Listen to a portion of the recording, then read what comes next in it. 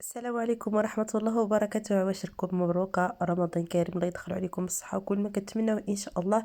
اليوم غادي نشارك معكم هاد قنينطات أولا لي نيم أولا سيجار، كل واحد شنو كيسميهم. غادي نشارك معكم الطريقة ديال التحضير ديالهم بحشوة سهلة ورائعة، وغادي نشارك معكم كذلك طريقة الاحتفاظ ديالهم باش ما كيطرطقوناش من بعد فاش كنجبدوهم، ما كيلصقوناش مع بعضياتهم، كنجبدوهم يعني من الثلج بكل سهولة. خليكم مع الطريقة والمقادير. وكنعتذر بزاف على الصوت ديالي شويه مروحه، وبغيت نشارك معكم هذا الفيديو يعني قبل رمضان باش اللي بغى يعني يدير نفس الطريقه ديالي يديرها ان شاء الله. اول حاجه عندي هنايا الحوت، غادي ندير هاد لينيم هادو غادي نعمرهم بالحوت. عندي هنا الكراميل. بالنسبه للكراميل انا ما غاديش نديرو بالطريقه العاديه اللي كنا كنديروها دائما، كنقطعوه ونبقى كنشحروه في المقله حيت شويه كيتعطل في الطياب. وغادي نديرو هنا انا نقيته وقطعته، غادي نديروه في هذا الهاشوار. الناس اللي ما عندهمش الهاشوار ممكن ديروه في الطحانه، او لا ممكن تقطعوه صغير بزاف حيت هو خصو يتقطع يعني صغير اكثر من القياس. انا درته في كيف قلت لكم في هذا الهاشوار. صراحه غادي ندير فيها كلشي الرحمه الله. هذا الهاشوار يعني الناس اللي باقي ما شراوهاش يعني شريوها، حيت اصلا الثمن ديالها مناسب جدا. انا هذه كنت شريتها بشي 180 درهم، وصراحة عملية. هنا بعد ما طحنتو غادي يولي كفتة. غادي نديرو في المقلة اللي غادي نطيب فيها الحشوة ديالي، غادي ندير لها زيت الزيتون. الناس اللي بغاو يديروا زيت الرومية يديروها، انا كضرني دائما كيف كتعرفوا الماكله ديالي كامله كنطيبها غير بالزيت، الزيت البلديه. درت هنا عليها جوج بصلات يكونوا متوسطين، ما تكثرش البصله كيف كتشوفوا الثمن ديالها راه معفين واصل، وصلت دابا ل 13 درهم. صافي غادي نخليها كتشحر، وغادي ندوز هنايا في هذا الهشوار نيت. غادي ندير ثلاثه ديال خيزويات يكونوا صغار، وعندي هنايا ثلاثه ديال قرعات خضر. غادي نجمعهم كاملين في هذا الهشوار وغادي نطحنهم. كيف كتشوفوا هاد المواس اللي ديالها راه ما كيطحنوش يعني كيوليوها يعني كتولي عجينه، ولا راه غير كتهرمشهم وصافي. غادي تشوفوا الطريقه، شوفوا كيف كيرجع وكيسهل علينا الصراحه بزاف، وكتسهل علينا المجهودات بزاف. ديك الناس اللي ما عندهمش هادي غادي يديروهم في الحكاكه، حكوا خيزو في الحكاكه الغليظه، وحكوا القرعه في الحكاكه الغليظه، كاملين في الحكاكه الغليظه.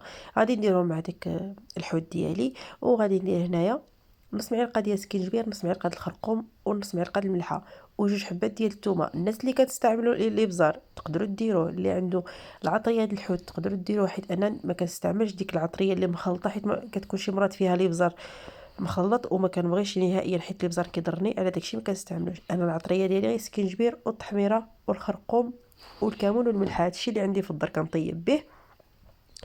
صافي بعد ما تشحرات غادي نبقى كنحركها حتى كتشحر مزيان وتنشف من الماء باش ما تقطعناش الورقه ديالنا. غادي نضيف لها هنايا الزيتون. درت واحد نص كاس ديال الزيتون، داك الهاشوار طحنته ودرتو عليها. درت هنا شويه ديال القزبر ومعدنوس وخليتهم مع بعضياتهم، قزبر ومعدنوس والزيتون حتى كطيب عا كنضيفوهم.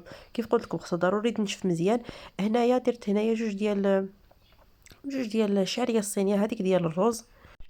اللي ما عندوش ديال الرز يدير هذيك العاديه. درت لها شويه د المليحه وغنخليها غير شويه تسلق. من بعد غادي نصفيها مزيان وخليها كتقطر، وغادي ندوزها حتى هي بداك الهاشوار باش تقطع لي صغيره كيف كتشوفوا، باش ما تبقاش كبيره لاني كنبقى نعمر البريوات عفوا ديك لي سيجار نبقى كنعمرهم وتبقى ديك الشعريه كتجبد.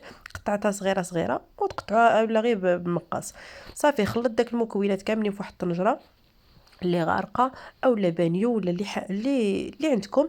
صافي غادي ناخذ هنا ورقه البسطيله غادي نقطعها على ربعه، وغادي ندهنها شويه بالزيت البلديه. نتوما دهنوا بالزيت العاديه ولا الزبده، دهنتها بالزيت البلديه. وغادي نبقى كنشكلهم على شكل سيجار كيف كتشوفوا هكا طويولين.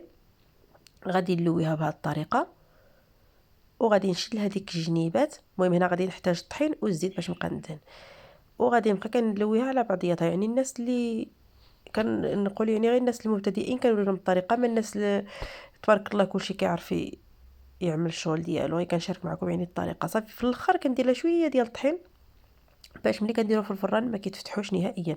هنا دهنوها ضروري بالزيت، حيت اصلا انا جبتها شويه ما مدهوناش مزيان، ودهنوها يعني باش ما كتنشف لكمش في الثلج. انا ما درتش كميه كبيره، يعني درت غير كميه اللي تكفينا في داك 3 ايام الاولى ديال رمضان وصافي. صافي بهذه الطريقه يعني كنجمعوا على الجنيبات اولا كنلويو داك الوسط الاول عاد كنجمعوا الجنيبات، يعني الطريقه اللي بغيتو. المهم يتغطى ديك الحشوه كامله باش ما كتعرناش في الفران ولا تطرطق. ملي تبقاو تشدوهم ما تبقاوش تزيروا عليهم بزاف. داك الورقه البسطيله ما تبقاوش تزيروها بزاف، حيت الا زيرتوها راه ملي غديروهم في الفران غادي تطرطق وغادي تحلو. هنا يعني خليو لهم القياس فين يلقاو فين يطيبوا فاش نديروهم في الفران. صافي بنفس الطريقه كنكمل الكميه كامله. غادي نشارك معكم ملي غادي نديروه في الثلج. اول حاجه غادي نسبقهم في الثلج. المهم غادي نشارك معكم يعني الطريقه باش كيف قلت لكم ملي كنديروهم ملي كنجبدوهم ما كيطرطقوناش وما كيلصقوش مع بعضياتهم، حيت شي مرات كيلصقوا. هنايا غادي ندير بلاستيكه فوق واحد الصينيه وغادي نستف داك لي سيجار كاملين اللي وجدت.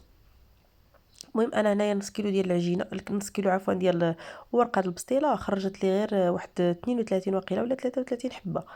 المهم يعني كافيين. صافي غادي نستفهم بهذه الطريقه. حاولوا نبعدوهم شويه وغادي ندخلهم الثلج حتى يتلجوا. المهم غير واحد ساعه ونص دغيا كيتلجوا كيف كتشوفوا. هنايا كنت جبدتهم المهم واحد ساعه ونص ولا 2 ساعات. وغادي ناخذ واحد البواطه ما تكونش فيها الماء نهائيا، خصها تكون مسوحه ضروري مزيان. غادي نبقى كنستف ديك لي سيجار في داك الطاسه. وخصنا بين كل طبقه وطبقه غادي ندير بلاستيكه كيف قلت لكم باش ملي كنجبدوهم ما كيبقاوش يلصقونا مع بعضياتهم وكيطرطقوا. غادي يعني بين طبقه وطبقه غادي ندير بلاستيكه كيف كتشوفوا. ديروا ميكابيطه ولا السلوفاني اللي عندكم في الدار، المهم داكشي اللي متوفر لكم في الدار قضيو به. حنا يعني كنديروا الحاجه اللي سهله ومتوفره عند الجميع. صافي غادي نغطي ديك الطبقه عاود وغادي نستف طبقه اخرى. وغادي ندير في الاخر ميكا باش نشد عليها الطاسه باش ما كتخلوهمش ريحه فريغو نهائيا. كيف كتشوفوا صافي هادو هما لي سيجار ديالي. نتمنى تعجبكم الطريقه ديالي، راه طريقه سهله بالنسبه للناس اللي ما عندهمش الحوت. ممكن ديروا غير كفته اولا صدر دجاج، كل اللي يدير اللي بغى.